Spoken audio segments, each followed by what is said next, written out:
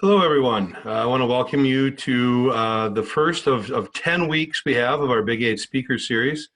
Really excited about what we have going here in the fall to provide information on a bunch of topics. This first one is going to be a presentation followed by a Q&A or interactive Zoom. Just a couple of ground rules with that. I would ask that everybody just puts any questions they have in the chat, and I will monitor that chat and let people in by asking you to unmute. So at this point, you're unable to unmute yourself, just to make that a little bit easier. The other part, I noticed most of you are not sharing your video. If you could continue to do that through the presentation, that'll make it a little bit easier to make sure that our video and connectivity stays as well as we possibly can. Looking forward to welcoming today Tyler Kastner, who I won't steal all of his introductory bio, but Tyler worked with all four Madison high schools last year through their student services department to help our counselors and also our student athletes kind of navigate some of the ins and outs around recruiting and options beyond high school as they continue on.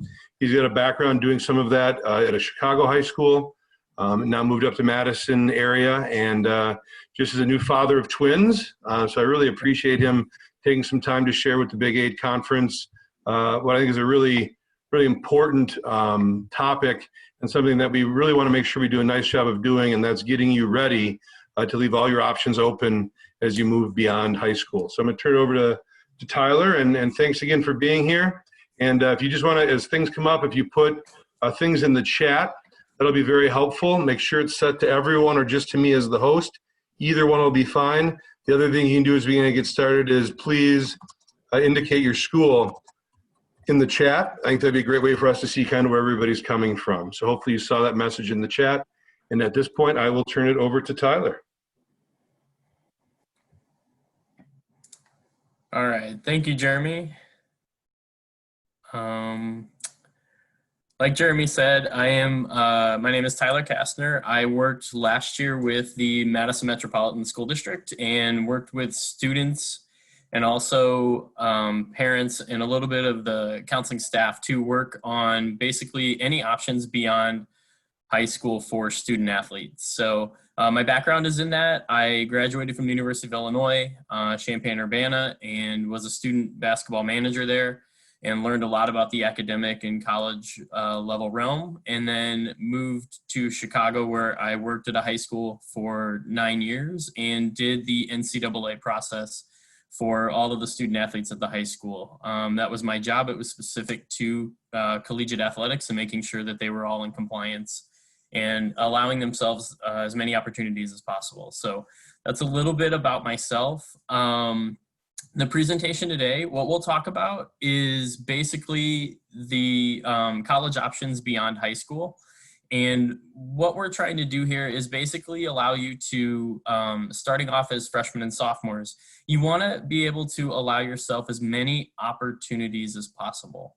All right. And what we're talking about there is we don't want to start your high school careers. We don't want to limit anything that may come up as a junior and senior.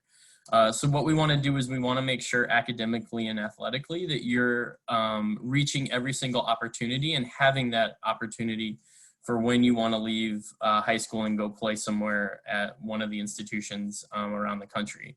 So what we're going to talk about today are what those options are for you. We'll first cover each NCAA level, and then NAIA and NJCAA.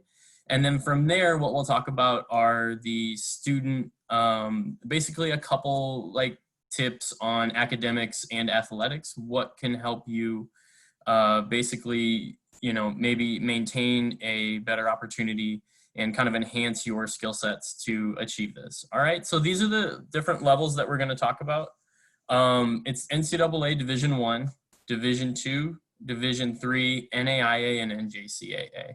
Okay, and for those of you that don't know what those are, the NCAA and NAIA are basically the governing bodies that regulate and manage most of the colleges and university athletic programs in the United States. All right, basically what they do is all member institutions, meaning universities and colleges, come together and they basically decide on what those rules and guidelines are to enforce for college athletics. All right, NCAA and NAIA are the overarching organizations that come up with those rules and guidelines. The NCAA currently consists of 3 divisions, which are Division I, Division II, and Division III. And then NAIA is its own entity, so they don't actually fall under NCAA at in any of the rules that they have. Okay, so speaking about Division I, for those of you that are looking to possibly play Division I, which most of us are, right? Typically, they're your largest enrollment schools, all right? And what I mean by like having a robust athletic program, it means that most Division I schools have a large amount of opportunities for students, all right, to play athletically. That means they have mostly the most athletic programs, and it allows you to have the most scholarship money as well. And so what can happen at a Division I is it is ultra competitive, but you can receive an athletic scholarship to play at a Division I school. And those scholarships range from full, partial, or none, meaning you could get all of your cost paid for. You could get partial cost paid for, like a half scholarship. And then you could have a none scholarship, meaning that you would be like a walk-on for a year and then potentially have the opportunity to gain a scholarship later. All right, these are the most competitive to obtain. Obviously, a lot of student athletes want to go to the Division I level. So you're competing against a lot of students nationwide. These are your bigger schools. They have the opportunity for more scholarships. On the bottom, you'll see some examples of Division I. I tried to stick to states around the area. So your Division I schools within Wisconsin would be your University of Wisconsin-Madison, Green Bay, Milwaukee, Marquette, and then throwing University of Illinois in there just because that's where I graduated. So, all right, those are your Division I schools. Division II for NCAA are typically your medium to small size campuses. All right, and the enrollments are a little bit smaller than your Division I campuses. And they're right around the level of a D3, which is a small private school. So they are Division II, which is really nice, is able to provide scholarship opportunities to potential student athletes as well. At the Division II level, they are mainly limited in the scope and size of what they can offer. The half scholarship or partial scholarship is the most popular option at a Division II, but that doesn't mean that if you want to go play at a Division II school, that you can't get a full ride scholarship. It just depends on what's available for that school through the NCAA.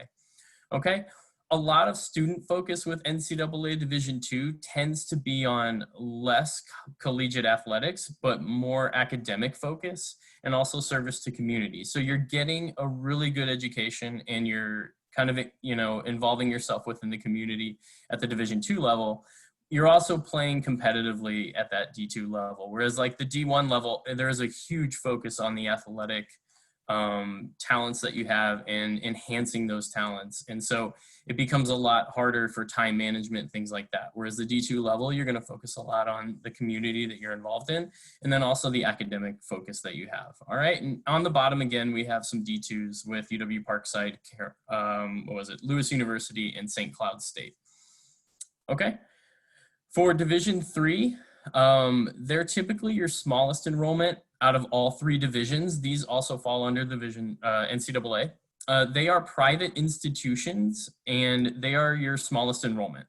Okay, they cannot offer an athletic scholarship. So just so you know, if you're looking at a Division III school, so like University of Wisconsin-Whitewater, Platteville, Edgewood College, Carroll University, they cannot technically offer any sort of athletic scholarship. Now, academic aid is available.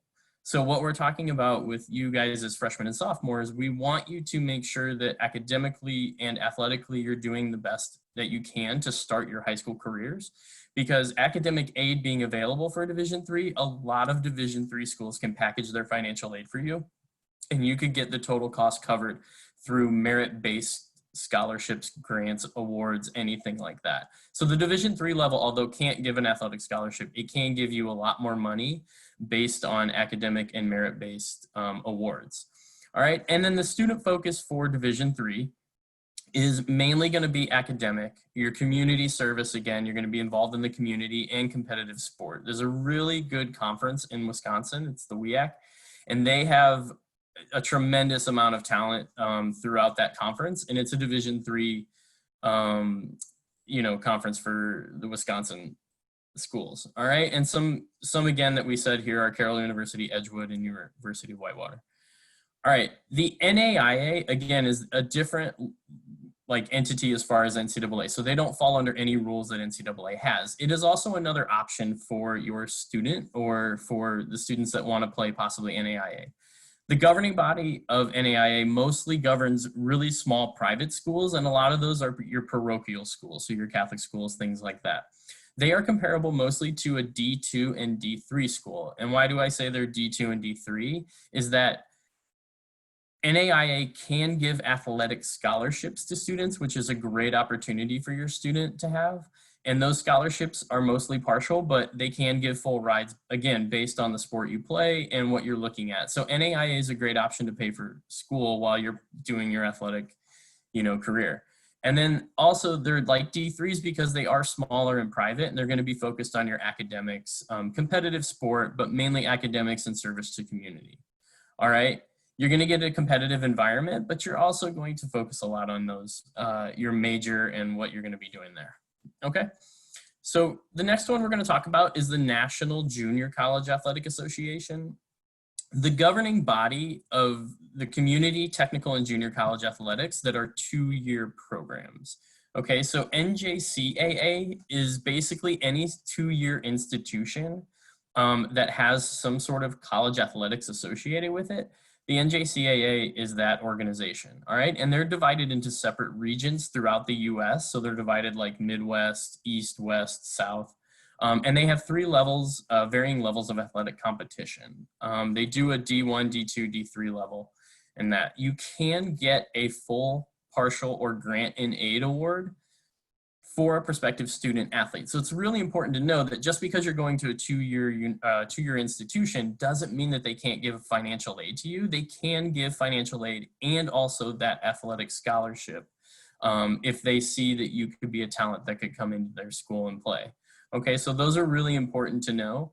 And a couple examples on the bottom are Madison Area Technical College, UWM, and then I believe it says Westwood, Western Technical College. So those are 2-year institutions within Wisconsin that you can take the opportunity if you're not interested in going to a 4-year university, you want to transition, mature a little more, maybe hone your skills a little bit better. You can get scholarship opportunities at those 2-year institutions as well. All right.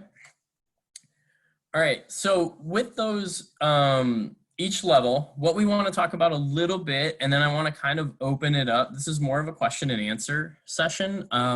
We want to talk about start building your foundation.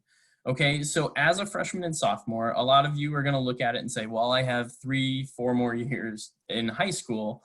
I've got time to fix things and do stuff like that. So, but as a counselor and someone who is very involved in academics, I would say that academics are my expertise, and it's one area where I find students can, if they enhance their skills as freshmen and sophomores, they can make opportunities more abundant throughout their high school career, and it's not limiting what they're doing as a junior and senior and where they're going to be looking. If you can achieve academics as a by your junior and senior year and have it down and be getting the best grades possible, you're going to make it a lot easier on yourself to try to find that college you want to go play at, because colleges are going to want to come to you because of your academics and how good you can have it there. So we're going to talk about start building that foundation. First, we'll talk about academics for a slide, and then we'll talk about your athletics. All right, so building an academic foundation. All of you should be freshmen or sophomores. We want to talk about achieving those highest grades possible in 9th or 10th. All right, what I used to talk to my student athletes about was basically that it's a snowball effect. So if you are achieving the highest grades in 9th and 10th grade, it's going to snowball into 11th and 12th and make it a lot easier for you to achieve those academic and admission requirements to colleges. As a student athlete, you are basically responsible for achieving the academic requirements of the NCAA or NAIA. And also you have to gain admissions to the school. They don't go hand in hand anymore. Whereas a student athlete used to be able to go into the college and say, I want to play here. And the coach said, we could help you get in. They don't do that anymore. Admissions does not talk to the coaches. So they are separate entities. You have to gain admission for admissions, but you also have to gain it. You have to accomplish the academic requirement for NCAA or NAIA. All right, so starting off as freshmen and sophomores, you need to take every single class serious because you are taking courses right now as a freshman or sophomore that will count towards Division I or Division II. If that is your goal once you leave high school, you are setting the stage right now and you're setting that foundation for your next, 3 or 4 years in high school. You are taking courses that could affect whether or not you become eligible to receive that scholarship, athletic scholarship, once you leave. All right, developing a plan for taking rigorous coursework during your 4 years. You should all right now, because you are underclassmen, you should all right now basically sit down either after this presentation or on the weekend or when you have time. It will not take you very long, but I want you to plan out those 4 years that you have or 3 years that you have and start talking about how do those rigorous coursework, how are we going to take those honors level classes, those AP level classes to gain admission into college. All right, colleges are looking for you to take rigorous coursework. NCAA looks at it as well and says like, okay, this student athlete has taken, college level material and we want that to be the goal when they come in so they're ready to go as freshmen and can start playing and taking that coursework. All right, we want to make sure that you are basically taking the toughest courses that you can. It doesn't mean that you have to take all AP courses. It doesn't mean that you have to take all honors courses. It just means take those courses and plan it out of where you want to go. What are your strong academic suits and what are your weakest ones? And maybe look at the weak ones and try to build up to an honors class, or take the strong ones and build up to the AP. But you should be developing those plans for that, okay? All right, work on time management and study skills. So what we're looking at here is basically athletics when you are in high school is a lot of time and effort. What ends up being something that you have to do is time management, where what we're talking about is you're in practice after school or sometime before school. You're basically in competitions. They take up a lot of time. And then basically you have to find time to do your academics. So one thing that you have to do is work on basically finding a schedule and figuring out what you can do as far as like, when are your best study times? Are you a night person? Are you a morning person? Do you like to study during the school day? What else we could do is basically look at kind of like how to build your routine so it's a little easier for you to figure out, when can I, take some time off and get away from academics and athletics. Building all of that stuff in, because when you head to college and you start playing, it is full time, no matter what level you're at. It is full time practice, competitions, working in the off season, all of that. So we're looking at that as far as like what you have to do in that nature. So building those things up and doing that. All right. Let's see.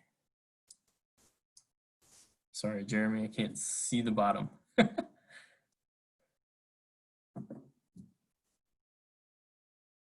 Okay. All right, we'll go to building an athletic foundation. Sorry about that.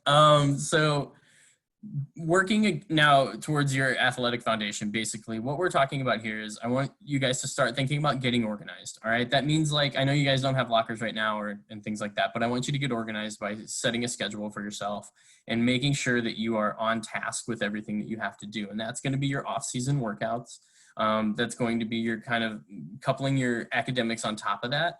And then also like planning and prepping some off time, because as an athlete, what's great is you get to go outside and you get to do stuff athletically and it kind of gets you in a better mood. And then you kind of have to come back to academics, which are harder, and you're trying to focus on that. And especially during COVID, you're trying to figure out like being at home and how this all works. Managing your schedule is going to be extremely important, especially in the collegiate level. So if you can manage that as a freshman and sophomore, it's going to be so easy to do that when you're a junior and senior. All right, and staying on top of that athletic, off season when you're doing workouts, lifting weights, doing things like that. But then you're also working on that academic rigor that we talked about. And you can build towards the tougher classes, build towards better goals within the athletic realm. Getting that fast start time, getting basically, averaging a certain amount of points or, steals, things like that, turnovers. So you're looking at basically how to get organized in that sense. All right.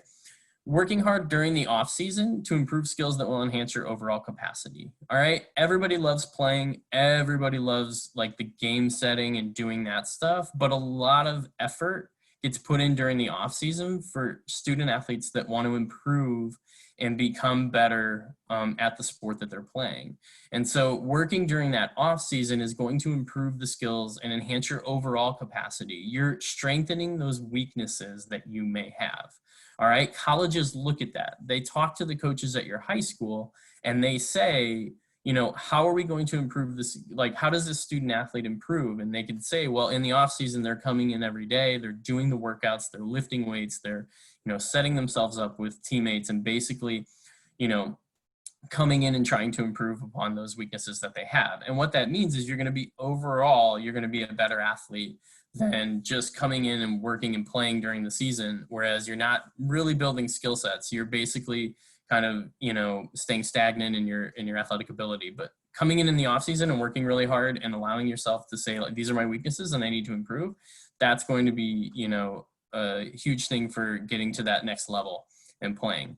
All right, the next thing is be a good teammate. I know this sounds easy and it could be something that maybe not a lot of you have thought about, but as a freshman and sophomore, you will, at the end of your junior and senior year, you'll start to be getting those leadership roles as a captain and things like that. And so being a good teammate are things that college coaches look at, and they want to see that you are, you know, encouraging those students who may have just had a bad game or they may not have had a good practice. They want to see that you're encouraging to those teammates and you're not, you know, being negative all the time out on the court. You're not, you know, using bad language, things like that. They want to see that you're allowing yourself to become a leader on the field and a leader, you know, within your team. All right. And then the last thing for athletics is start taking on leadership roles when given the opportunities. And we want to talk about that with basically any chance that you get, or you can volunteer with your high school coach or club coach or whatever it is to be a captain on a team, to do something that has a leadership type of role. Colleges want to look for someone that has leadership skills. All right. So for those of you that want to take that opportunity and do that, it's going to enhance your overall resume as far as what you're going to get out of college. All right. And so colleges want to look and see that you have some sort of leadership ability and that you can take a group of students and enhance the team in that way. All right. And then what we're going to do is we'll end the presentation here and we'll do some question and answers. Is provided are some resources. I didn't want to overwhelm you with a lot, but if you want more information for NCAA Division I and II, or creating the NCAA profile for yourself, you can go to eligibilitycenter.org. And they also have a lot of question and answers as far as like how to become eligible academically for that. Student information for NAIA is play.mynaia.org, and that's information on the NAIA level. Again, we talked about that as the smaller private schools as well. All right, so those are the resources that we can provide for you. And then from here, we can open it up to some questions if anybody has any. Yeah, I've got a couple that came to me, but again, just a reminder to everybody, if you can, just throw those in the chat, and I'll probably call on you if you do want to kind of engage in the conversation. I do need to unmute you if we're going to do that. But again, thanks for that information, and we are going to put up this presentation. If you have some people that maybe you know would have liked to hear this, some of your teammates, some of your friends, parents, if you're here, if you know that this is something that would be good for some of your fellow parents, I think that would be great. But let me just jump into a couple of questions that I saw.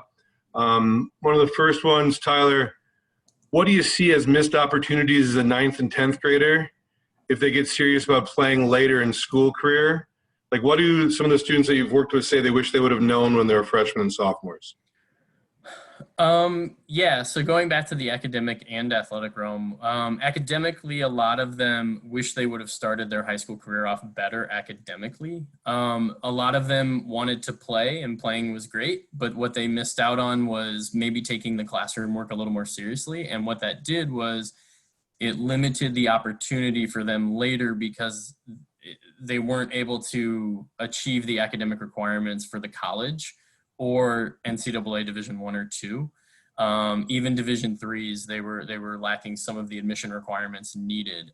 So for academically, I would say a lot of them were probably regretting a little bit the rigor that they didn't take, and also taking it a little more serious as they started off. Athletically, a lot of them wish they would have taken on a little bit more of the leadership role and probably the off-season workouts. They tended to believe that their talent would trump a lot of things. And I think what they didn't realize is that there are a lot of players out there in the country, and you are not alone in your position, and you have to work really hard to gain those scholarships, and you have to show those college coaches that you're willing to put in that effort beyond just playing in games. And I think that's what a lot of my student athletes were missing out on as freshmen and sophomores. They didn't necessarily put the work in the off season to enhance those skill sets that were lacking a little bit to improve for college.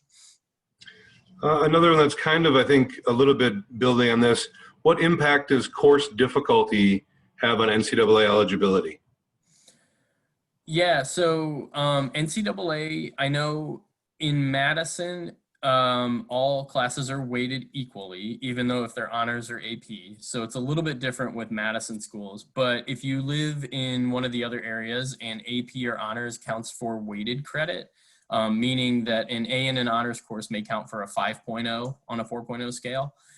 Taking those rigorous coursework is actually to your benefit, because it does allow you to get the GPA that's a little bit higher. So taking an honors English 2 as a sophomore will allow you to gain, if you get an A, you're going to get a 5.0, which is great. And so what that does is that gets to be pumped into your calculation for academic requirements. For Madison school students, what you're looking at is basically, even though everything's weighted equally, taking the rigorous courses are allowing you a better opportunity for college admissions. Colleges want to see that you're taking a rigorous schedule because you are competing against a lot of other students as well academically, and they want to see that you're handling those academic courses that are rigorous in nature, and you're handling them well. Having a couple is good to start, and then building from there. If it gets tough, you can always peel back those rigorous courses, but getting a couple here and there, starting as freshmen and sophomores, is hugely important. Moving a little bit, who's the most important connector in the recruiting process? I'm guessing this is asking, should families be reaching out to schools? You know, how does that kind of process work? Obviously, it's a little bit early probably for 9th and 10th grade. Yeah, I would say for 9th and 10th grade, it's a little early. I think like at the end of sophomore year, depending, usually what I would recommend is if you're playing varsity, that's a good indication as a sophomore that you could maybe start reaching out to colleges. Beginning of junior year, there's no problem of doing that, start reaching out. I would say the biggest connector, there's a lot of different moving parts with it. And I think that, having a connection. So for parents and students, they are definitely able to reach out if they do it the right way to college coaches. And I think that's hugely important because it builds that relationship with the college coach. I also believe that high school coaches are hugely important in that aspect as well, because they do have the connections to college coaches. So if a parent is willing or they don't feel comfortable reaching out to a college coach, I would recommend going to your high school coach, possibly even your club team, depending upon, what the connections are there, just to get you kind of in the door and figuring it out. So as far as the most important connectors, I think, having your high school coach or someone that you're familiar with that knows your athletic ability and academic ability would be the first person I would probably go to. Then kind of a question that just came out in the chat kind of builds on that. When do you recommend they start visiting potential colleges? And what does a student look for in that whole overall process?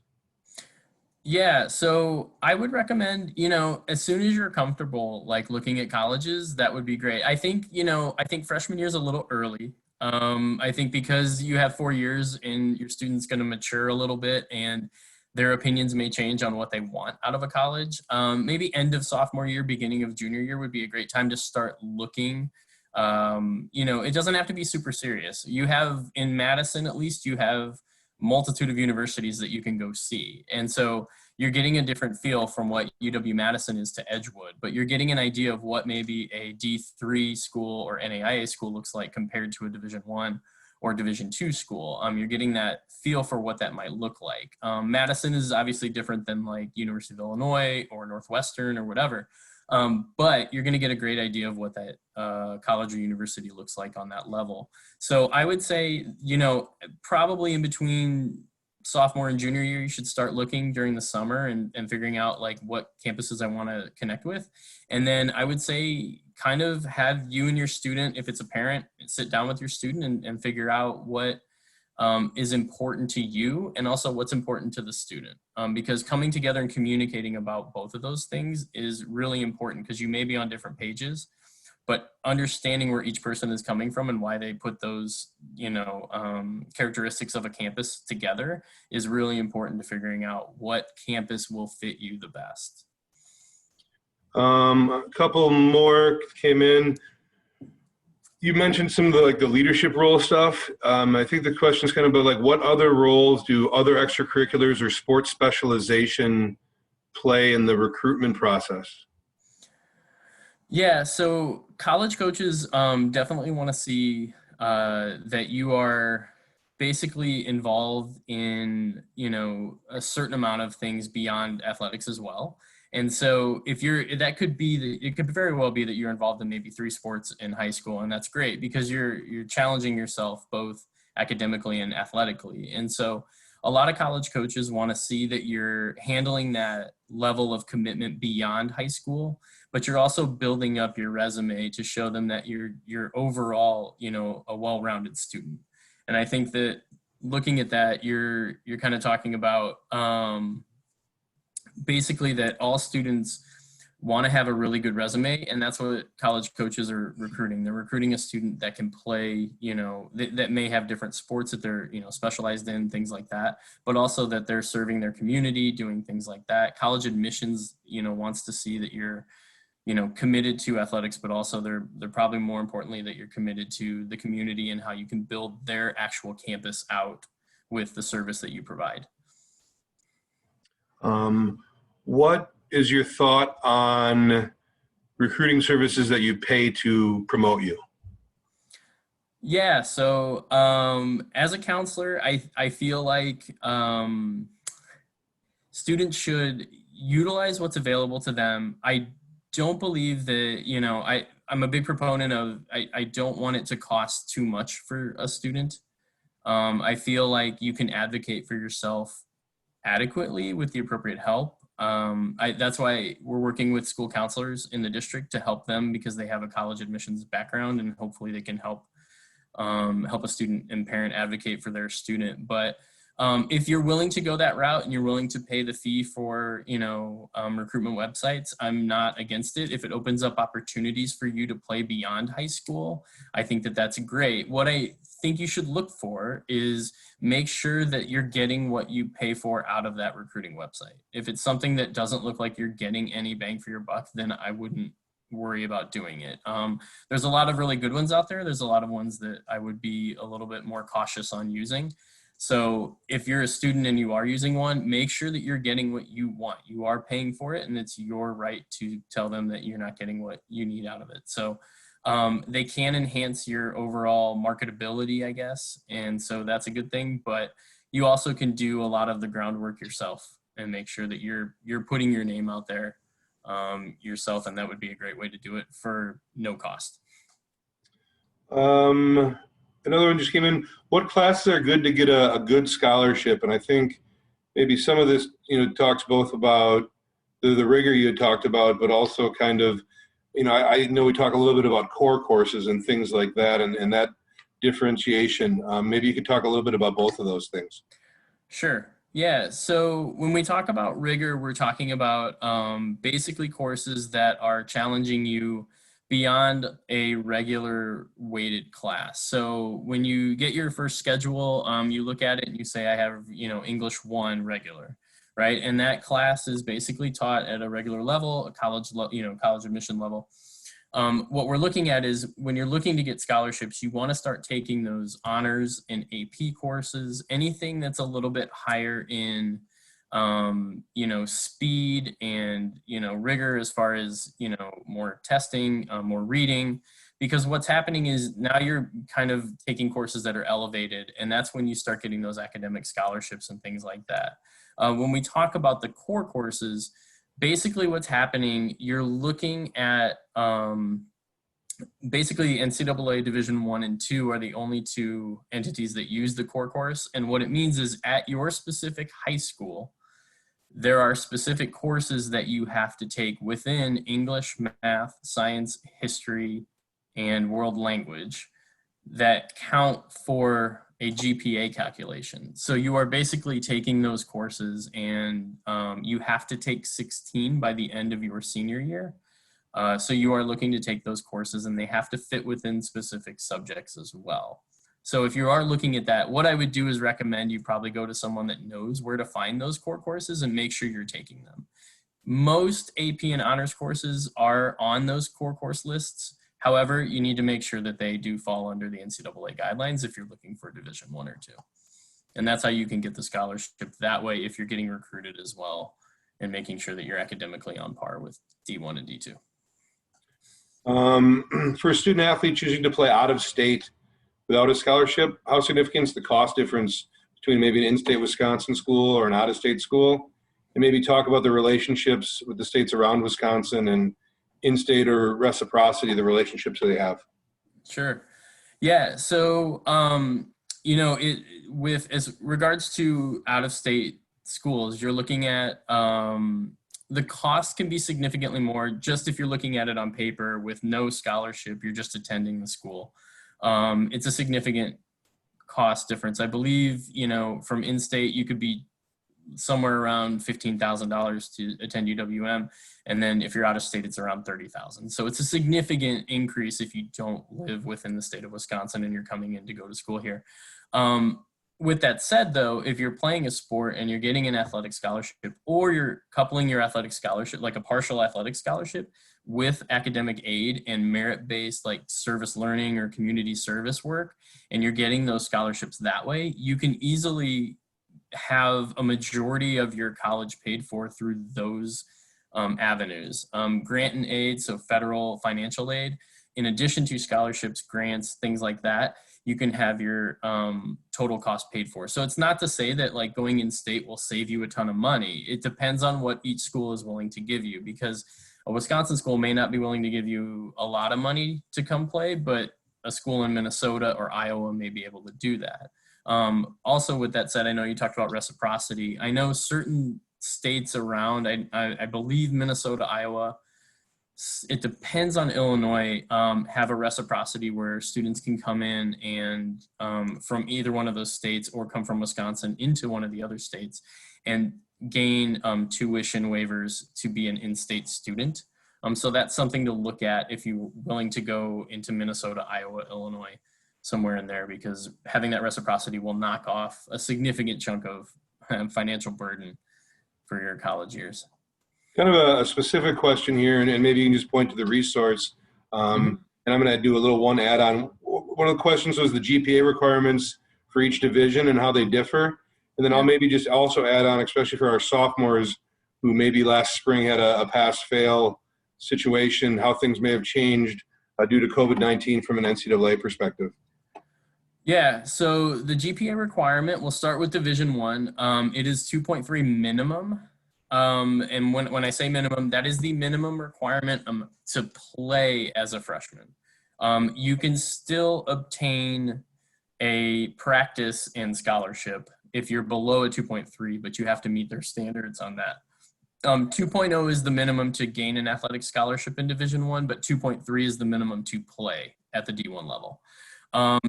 Division II is a 2.2. And Division III is just gaining admission to the college. You don't have to, you just basically, again, we talked about taking that rigorous coursework, highest SAT, ACT if you took it, depending upon what the requirements are. That's all D3 is. And then NAIA is you have to earn 2 out of the 3. It is a 18 on the ACT composite, a 2.0 minimum GPA, or top half of your class. So NAIA, you just have to meet 2 out of the 3 criteria, and you're able to gain an athletic scholarship. For junior college, any 2-year institution, you just basically have to graduate high school from an accredited high school from the state of Wisconsin, and you are eligible to play at a 2-year college. So as far as that is concerned, yeah, you want to basically look at, again, we talked about those core courses and taking, the appropriate courses in that nature and making sure that you're kind of obtaining, the right amount of, classes each year, and you're getting that higher GPA. So as far as the pass fail is concerned, depending upon the school district that you're in, the old rule used to be if you had a passed class, you would gain the grade that was the lowest passing grade on your grading scale. So for most students, that was a D. All right, if you had a P on your transcript, it would translate to a D, which was a 1.0 for most classes. With COVID-19, however, in the spring and summer of last year and into this year now, anytime you have a P on your transcript, it counts as a 2.3 for Division I, and I believe a 2.2 for Division II. It is not going to hurt you at all because you have a P on your transcript. They are not allowing it to be counted as a 1.0 anymore. It's now counted as a 2.2 or a 2.3. So for those students that are getting a P on their transcript, it counts as a 2.3 to help your GPA achieve the 2.3 minimum GPA at the Division I level. And for institutions could request grades through some school districts, and the pass-fail could then go back and reassign, but that would be more based upon admission as opposed to NCAA? Yeah, correct. So I know certain policies within certain school districts, what they said is if a third party can request grades, if you are a student that may be borderline on whether or not you're going to be eligible for it, and let's say you have an A in English 3 and you got a P as a pass, you could request that grade to help, achieve the scholarship for that institution or gain admission into college. Yep. You can request that through that. So it would be wise for each student to basically check what their grades are. And if your district does allow grades to be put on transcripts, it would be really smart to go talk to someone, either an administrator or your coach or your counselor, about how can you request that specific grade, like an A or a B, gets on the transcript instead of the P. Yep. Couple of questions I think that kind of point on that long-term planning. Would you recommend graduating early, like after 7 semesters if you could? And maybe advantages or disadvantages you've witnessed? And I think along with that scheduling part, and come back to it if I'm throwing too much at you, should you take a study hall or not? If it's a 3-sport athlete, you may need that study hall for time management. Is a study hall or not a full schedule something that downgrades you by colleges or recruiters? Yeah, so I'll take the last one first. We'll go with that. The study hall is, if you're a 3-sport athlete and you're doing, a lot and you feel like it's overwhelming, study hall is not a bad thing. It gives you time during the day to accomplish things that you need to get done. As long as you're not just like sitting there wasting time, which is not the point of a study hall, you should definitely take it. It's not going to hurt you if you are taking that, like we talked about, those rigorous courses. You're doing the 3-sport athlete thing, or you're involved in the community and you're doing a lot. Like, this is a time for you to get 45, 50 minutes of things accomplished. And it's okay. And that's easily explainable to any college admissions person. They'll see that, man, they're taking, XYZ courses, and, study hall is the way that they get all that done. That's fine. I mean, that's what they look at. They look at students that are organized in that manner. So I think it's absolutely fine to do a study hall, as long as you're showing that you're willing to do all the extra work beyond that as well. Okay, what was the first question again? Yeah, the first question was about potentially graduating after 7 semesters if they could. Sure. And advantages or disadvantages you've witnessed for people doing that. Yeah, so I will say I don't have too much experience with students that have graduated super early, or early in nature to go to college. My only experience was with a couple football players that went on to do what they call like a gray shirt year, where they graduated a semester early, went to the college campus, and got acclimated for a semester. It did not count against their eligibility at any point. And what they did was, the advantage of it was they got used to the college life in campus before it started to get really serious for them. And what they were able to do is basically track their coursework and do practice and kind of figure out how college actually works, which was kind of a nice thing.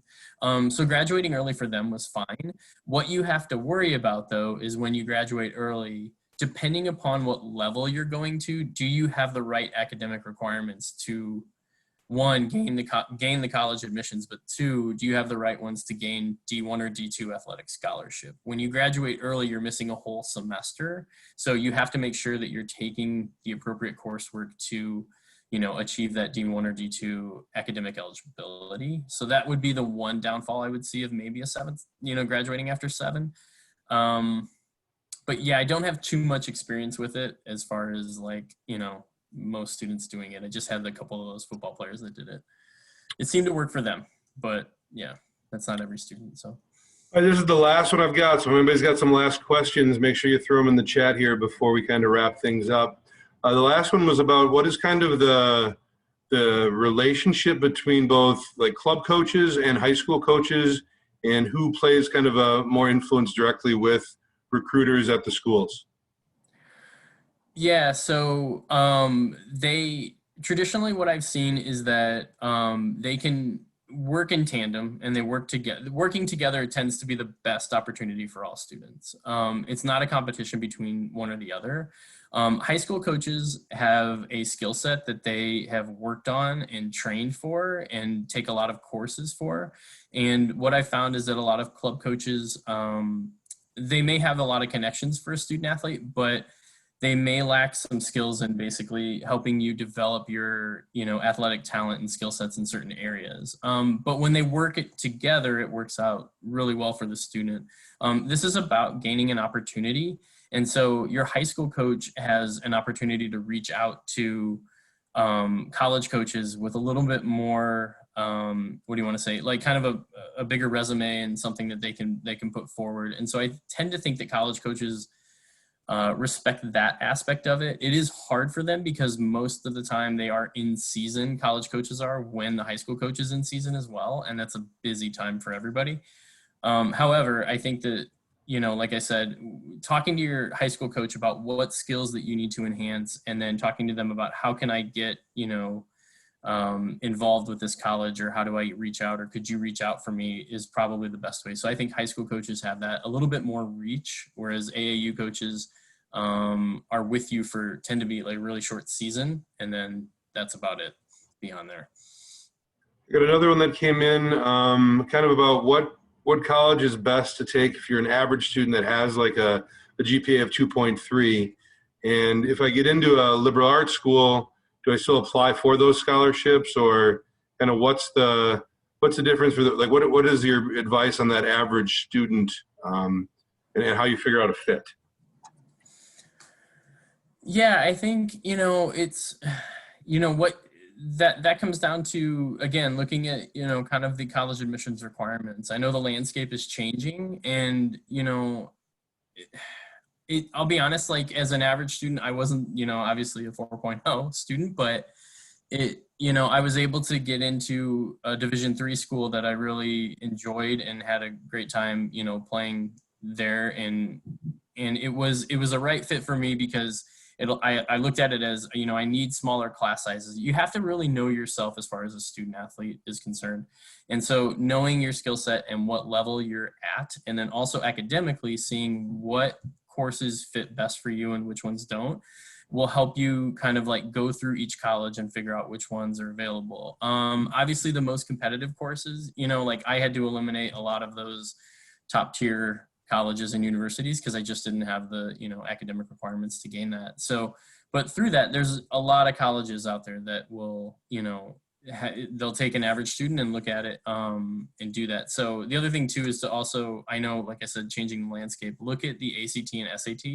You need to make sure that college or university, are they going to take, if they're not going to take the test score for you, then maybe enhancing your honors and AP classes would be the best way to do that. Even if you're getting, a B or C, it doesn't have to always be an A. you're still showing that college that you're willing to take hard classes to push yourself. And that's what colleges want to see. Excellent. This is usually when we get the flurry of questions is when I'm about to sign off. So I'll slowly sign off. But I want to thank everybody. I saw we had at least 5 schools from around the conference represented here live. We will, put this out on a YouTube channel to allow it to kind of be shared with everyone and hopefully be a really great resource for our student athletes in the Big 8 Conference. And Tyler, thank you very much for your willingness to share some of your experience and expertise. And to all the students and families out there, I hope this was helpful for you, and I wish you the best of luck as everybody begins the year. Thanks so much.